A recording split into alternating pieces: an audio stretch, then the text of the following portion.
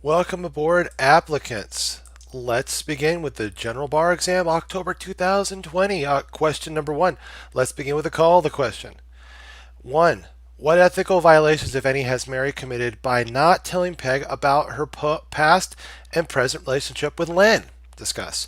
Two, should Mary use the fact of Doug's affair in settlement negotiations? Discuss. Three, if Peg persists, can Mary ethically withdraw from representing Peg? Discuss. Answer according to California and ABA authorities. Okay, we pretty much have an idea here. This is concerning ethics because of the ethical violations. So we definitely are in professional responsibility. So let's read the questions now. Or I should say let's start with answering our calls first. Okay, so what ethical violations has Mary committed by not telling Peg about her past and present relationship with Len? 2. Should Mary use the fact of Doug's affair in settlement negotiations? 3. If Peg persists, can Mary ethically withdraw from representing Peg? Okay. All right, so now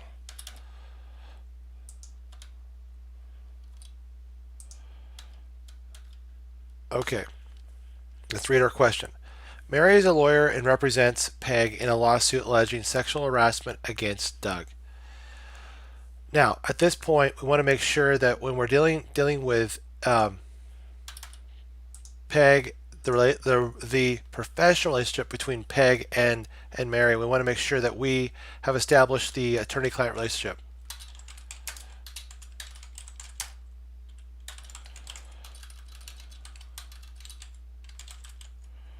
Okay.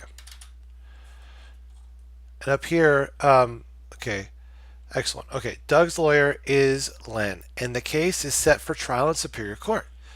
Mary and Len dated. Oh, right here, and were intimate in the 1990s while in law school. I want to bring this whole sentence out here, because at this point, this aspect is going to possibly be a conflicts of interest argument. So let's bring that out.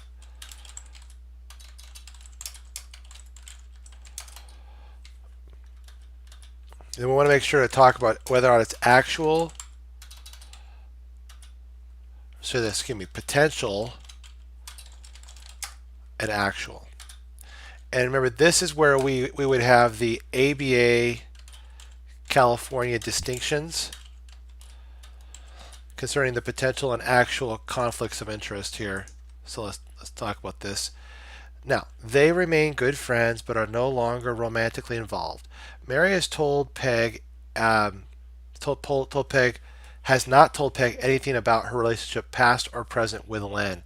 There is an aspect right there that concerns the disclosure aspect that I want to make sure to point this out right here. And because she did not reveal this to Peg or anything about her relationship, past or present, with Len to Peg, Mary could be in breach here of a professional could be in violation of committing a professional violating a professional responsibility rule. Okay, now Mary has determined that Doug will have to pay Peg damages after trial, that the primary issue in the litigation is the amount of damages. Or should I say this? Mary has determined that Doug will have to pay Peg damages after trial. Okay, now at this point, we want to make sure to talk about Scope representation.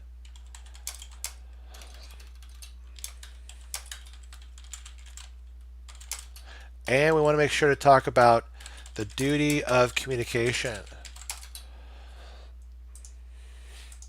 Okay. Now, and is a big thing here, right here. Okay, and that the primary issue in the litigation is the amount of damages. Okay, Mary estimates that at trial a court could award as little as 50,000 or as much as 150,000. That's communication that should have been shared with Peg. Okay. Now, Doug testified in a deposition a month ago that he had never been unfaithful to his wife. Peg confided right here, confided to Mary. Big. This is, I want to make sure to talk about this down here under call to question number 2. Should Mary use the fact of Doug's affairs in the settlement negotiations? So we got duty of confidentiality, and down here, this also too even the call gives away a couple and at least one issue. Duty of fairness to opposition. Okay, and now here we go, right here. Confided to Mary that she has solid evidence confirming that for the past year, Doug has been engaging in an extramarital sexual affair about which his wife is unaware. Peg instructed Mary to use the information about the affair as leverage in settlement discussions to get the maximum amount in damages. That should not be done because of the duty of fairness to opposition that Mary should have instructed. Well, that particular communication should not have been used as leveraged for negotiations. So, I'll also up here, I want to make sure to bring a conclusion as to whether or not up here whether ethical violations have been committed by Mary by not telling Peg. I'm sorry, excuse me. What ethical violations has Mary committed by not telling Peg about her past and present relationship with Len?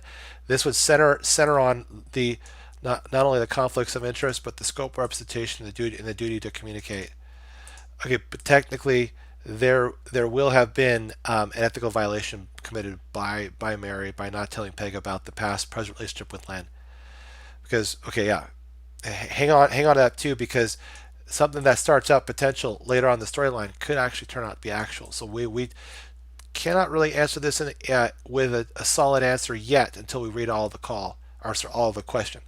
Now down here under should Mary use the fact of Doug's affair in settlement negotiations, we know that duty of confidentiality kicks in at this point, duty of fairness to opposition, and I would say at this point that we would conclude and say no, she should not have used. Mary should not have used the fact of Doug's affair in settlement negotiations because that would be unfair. Okay, now down here, and in violation of the professional rules. Now, if Peg persists, can Mary ethically withdraw from representing Peg? Now, up here, Mary agrees that if she uses the fact of the affair in negotiations with Len, the case will likely settle for a larger amount to Peg than if she doesn't mention the affair. Again, this goes to this aspect concerning unfairness in the negotiation process. Now, Mary, however, strongly dislikes the idea of using that information. Let me repeat this again. Mary agrees that if she uses the fact of the affair in her negotiations with Len. Wait a minute. Let me wait a minute here because I see something that's popping up here. We have her negotiations with Len here. I want to point this out. See right here we have Peg instructed Mary to use the information about the affair as leverage in settlement negotiations. Peg instructed Mary. Ah, there we go. See, that even though the source of the violation of the professional responsibility came from the client, Mary as the attorney should actually counsel Peg that such information should not be used in an unfair leverage style settlement negotiation because that would be unfair to the opposition. So okay, I'm glad we cleared that up. Now Mary agrees that if she uses the fact of the affair in negotiations with Len, The case will likely settle for a larger amount to Peg than if she doesn't mention the affair. Now, down here, again, something that started out as potential here with Len definitely became actual at this point, and therefore there is indeed an ethical violation that Mary has committed by not telling Peg about her past and present relationship with Len. Now, the case will likely settle for large. Okay, we already mentioned that. Mary, however, strongly dislikes the idea of using that information. Okay, this is the clouding of the professional judgment aspect that conflicts of interest presents. So Mary agrees if she uses if she uses the fact of the affair in her negotiation with Len, the case will likely settle for a larger amount to Peg if she doesn't mention the affair. Now, however, or Mary, however, strongly dislikes the idea of using the information. She is especially uncomfortable using this tactic in a case involving her good friend Len. Okay, at this point, we know that her professional judgment has been clouded, so there or has been materially affected, and therefore we definitely have a conflict of interest that has matured into something that started out maybe potentially has now become actual, and therefore the the conclusion is that Mary has indeed committed a ethical violation by not telling Peg about her past present relationship with Len. Two, should Mary use the fact of Doug's affair in settlement negotiation? No. And now, if Peg persists in using that information, can Mary ethically withdraw? We want to make sure to talk about withdrawal here. And remember, we talked about there's two types of withdrawal: mandatory withdrawal. I'm sorry, permissive and mandatory.